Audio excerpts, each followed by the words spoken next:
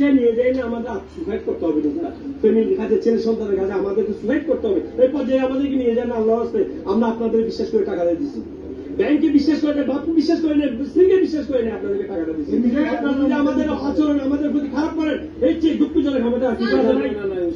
বেতন চলে, আমাদের ভ্যাট কাটে, ওনাদের বেতন চলে, ওনাদের বোনাস চলে, ব্যাংক নাকি প্রফিট না করলে আপনারা কিভাবে আমাদের সাথে আমাদের কথা বলেন?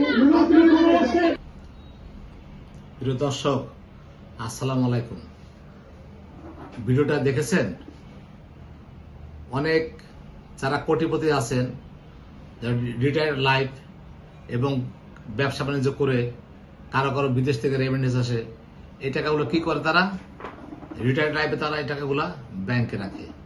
ব্যাংকে রাখে অল্প টাকা না, কোটি কোটি টাকা। কারো 4 কোটি, কারো 5 কোটি, কারো 2 কোটি, এর নিচে না।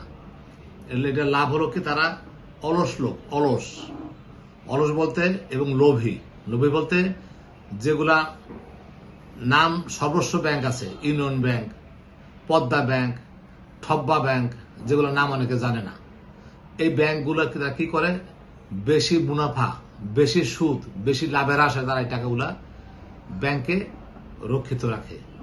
কেন রাখে? 2 কোটি টাকা রাখলে আপনি মাসে হিসাবে 2 লক্ষ টাকা পান, 3 কোটি রাখলে 3 লক্ষ পান। কারো কারো কেউ কেউ বেশিও লোভ দেয়, বেশিও পায়। তো অধিক মুনাফার আশায় নাম সর্বস্ব যে ব্যাংকগুলি আছে, যেগুলো নাম অনেকে জানেন না, এই ব্যাংকগুলি টাকাগুলো রাখেন। রাখার পরে এই টাকাতে কি হয়? তারা ব্যবসা বাণিজ্য না করে সুন্দর বসে বসে খায়, থাইল্যান্ড যায়, পাকিস্তান যায় ঘুরতে, পাতোয়া যায়। ওই থাইল্যান্ডে গেলে আপনি সাধারণ লোক ভালো হোটেলে টিকিট পাবেন না, দেখবেন যে ওনরা বুকিং দিয়ে বসে আছে। কক্সবাজার দেখবেন যে হাইফাই হোটেলে ওনরাই থাকেন, কারণ ওনাদের তো কোনো কষ্টের টাকা না। কষ্ট এক সময় করেছে, কষ্ট করেছে বা না করেছে এগুলো আমাদের জানা বিষয় না। ওনরাই টাকাগুলো যদি নিজেরা দোকানপাট করে ব্যবসা বাণিজ্য করতো, জায়গা কিনে জায়গার ব্যবসা করতো, বিল্ডিং করে ভাড়া দিত, তাহলে কিন্তু ওনাদের এই আজকে অবনতি ঘটতো না।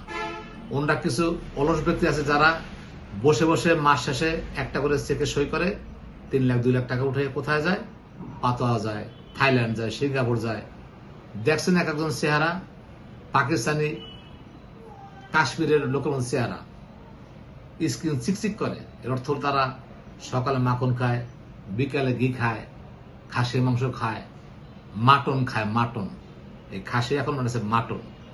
কারণ টাকা হয়ে গেলে কত দাম চেঞ্জ হয়, এর কোনো শেষ নাই।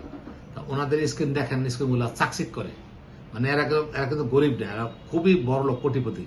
এরা অনেক ধরা খেয়েছে। এখন তারা বুঝতে পেরেছে যে গরিব মানুষ না খেয়ে থাকলে যা হয়।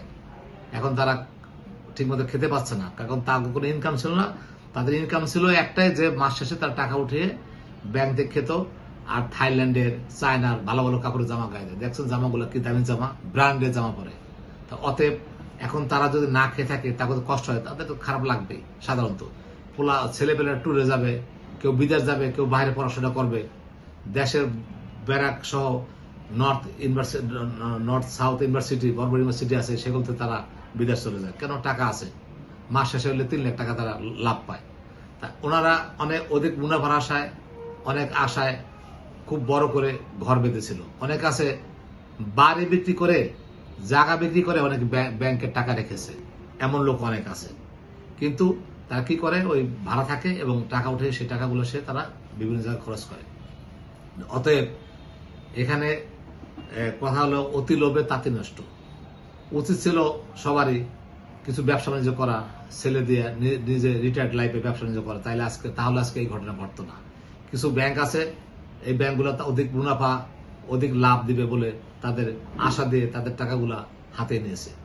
এখন আল্লাহ না করুক ডেস্টিনি, আর ওই নাম জানি কি ভুলে গেলাম, ডেস্টিনির মতো না হয়, ডেস্টিনির মতো না হয় ঘটনাটা।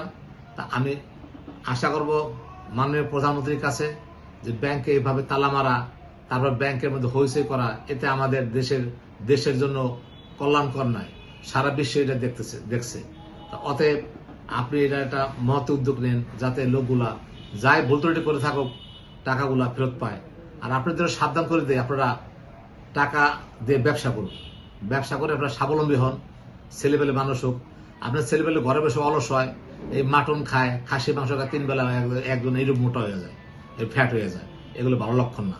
তো অতএব আমি আশা করি যে আপনারা টাকা যদি আল্লাহ আপনাদের ফেরত দেয়, আল্লাহ রহম করে, তাহলে আপনার টাকাগুলা ব্যাংকে রাখেন, আপত্তি নেই, কিন্তু টাকাগুলো ব্যবসা করেন, ব্যবসা করে আপনার স্বাবলম্বী হন।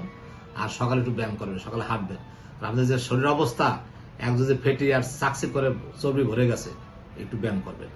হ্যাঁ, আল্লাহ হাফেজ, সবাই ভালো থাকুন। আমি সবাই জন্য দোয়া করি। আমি সৈয়দ মাহবুব রহমান, মুন্সিগঞ্জ থেকে।